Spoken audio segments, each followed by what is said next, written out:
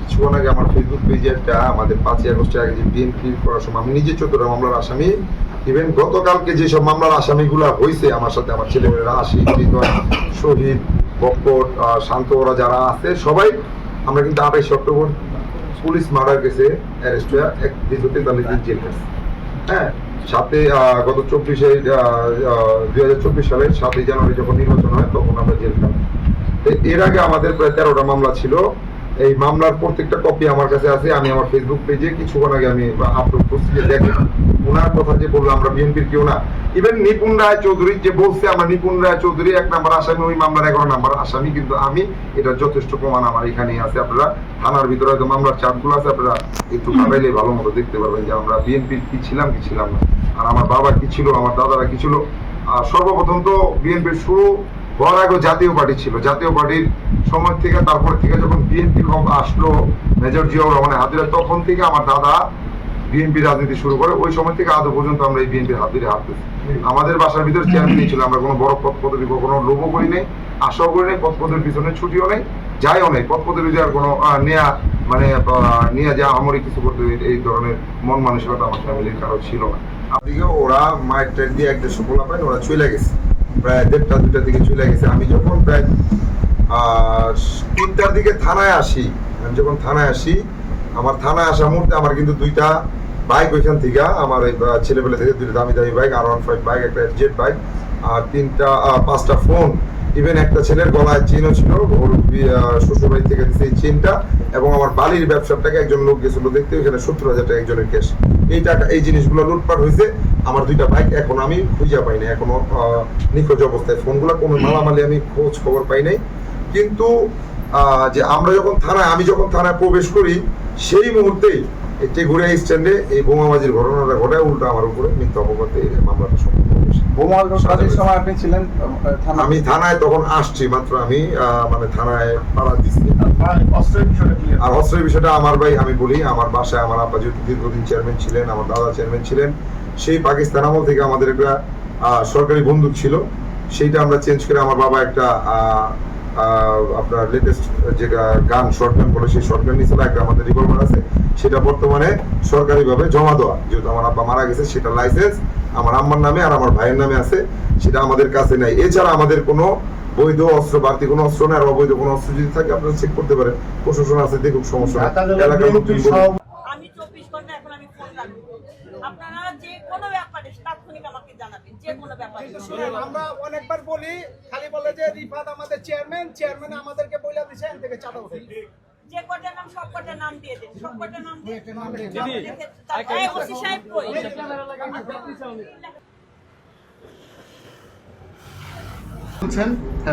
প্রত্যেকটা ময়লার টাকা নিপুণরা নিজ হাতে গুইনা নিচ্ছে।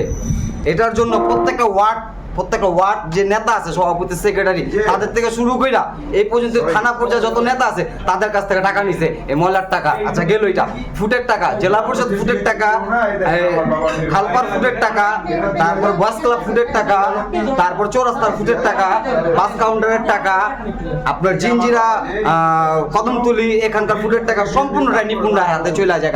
তারই নেতা কর্মী তার পাশে যারা বসা থাকে তাদের মুখের কথাই যে যদি 50,000 টাকা উঠে তারে অন্তত 40,000 টাকা দিয়ে আসতে হইব, তাদের মুখের কথা। এবং তার পাশে নেতা কর্মীরা তারে গালাগালি করে। কেন গালাগালি করে? তাকে কেউ পছন্দ করে না চাঁদাবাজির জন্য, তাকে পছন্দ করে না একমাত্র চাঁদাবাজির জন্য। পাশের চেয়ারে বসে থাকেও তারা গালাগালি করে। কেন করে? অবশ্যই তারা ভালোবাসে না, পছন্দ করে না। এই সূত্রপাতে বিগত সময় ধরে এই ক্যানিং যেভাবে চলতেছে, মানে চাঁদাবাজির সিস্টেমটা, এখন আবার আরেকটা সিস্টেম তৈরি হয়েছে যে জাতীয় নির্বাচনের পরে যে তিনি সংসদীয় আসন পাইছে, আলহামদুলিল্লাহ, তিনি একজন প্রতিনিধি দলের। এই পর্যায়ে যে চেয়ারম্যান সাহেব, আর একটা চেয়ারম্যান আছে যেটা আগারনগরের চেয়ারম্যান, তারও একটা ঝামেলা সৃষ্টি করছে। তারও ঝামেলা সৃষ্টি করে তারা অন্দরমহলে দিচ্ছে। আচ্ছা, এখন রিফাত মোল্লার পিছিয়ে লাগছে। রিফাত মোল্লার পিছিয়ে আজকে থেকে লাগে না, 5 তারিখের পর থেকে রিফাত মোল্লার পিছিয়ে রাখছে। কেন রাখছে? ডেজারে কেন তাকে 2 টাকা করে দেওয়া হইবে? ঠিক সে কে? তারা 2 টাকা করে দেওয়া হইব কেন? 2 টাকা করে দেওয়া হইব? তিনি রিফাত মোল্লার থেকে 2 টাকা চায়। রিফাত মোল্লা কে? সে জানে রিফাত মোল্লা কে? রিফাত মোল্লা তেগুড়িয়া ইউনিয়নের একজন ভবিষ্যৎ চেয়ারম্যান। এটা সাধারণ মানুষের কথা, এটা আমার কথা না, এই টেকের ইউনিয়নের মানুষের কথা। রিফাত মোল্লাতে চাঁদা চাইছে, রিফাত মোল্লা দিতে রাজি হয় নাই, তখন থেকে রিফাত মোল্লার পিছিয়ে লাগছে নিপুণ রায় চৌধুরী। আজকে আমি যে কথা বলতেছি, আজকে আমার রিফাত মোল্লা বাড়ির থেকে যাই চলে যাওয়ার পরে আমারও সমস্যা হইতে পারে, এটা আমারও সমস্যা হইতে পারে। কারণ নিপুণ রায় যে সিস্টেম শুরু করছে আওয়ামী লীগের দোষর নিয়ে পাশে নিয়ে বইসা, এটা ক্যানিগঞ্জের সাধারণ মানুষ মাইনা নিতে রাজি নাই। এমন একটা সময় আসবো সবাই একত্র হয়ে নিপুণ রায় কিন্তু ক্যানিগঞ্জে হাঁটাও করবো, দৌড়াই দিব। কিন্তু প্রকাশ্যে বলতেছে 4 মাস ধরে এই টাকা উত্তোলন হচ্ছে 4 মাস ধরে, এবং একটা পক্ষ বারবার করে বাধা দেওয়ার চেষ্টা করতেছে, কারণ আমরা জিরো টলারেন্সে বলছি। এই বাংলাদেশে কোনো চাঁদাবাজের কোনো স্থান হবে না। আমি আপনাকে বললাম, আমি জাস্ট 24 ঘন্টা সময়,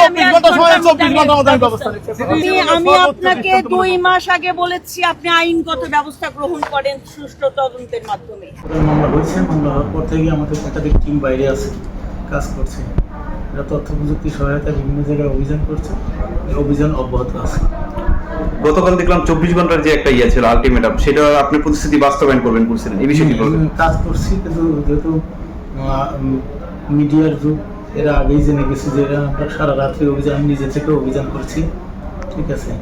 আসামিরা যেহেতু গা ঢাকা দিয়েছে, আমাদের অভিযান অব্যাহত আছে, খুব শীঘ্রই ধরা পড়বে। আর একটা প্রশ্ন আসে যে ভিকটিম আছে 4 জন, ভিকটিমের পক্ষ থেকে একটা মামলা করার জন্য থানায় আসছিল, ওই মামলাটা কি নেওয়া হয় নাই অপর পক্ষের? না, এই ধরনের কোনো অভিযোগ আমরা পাইনি।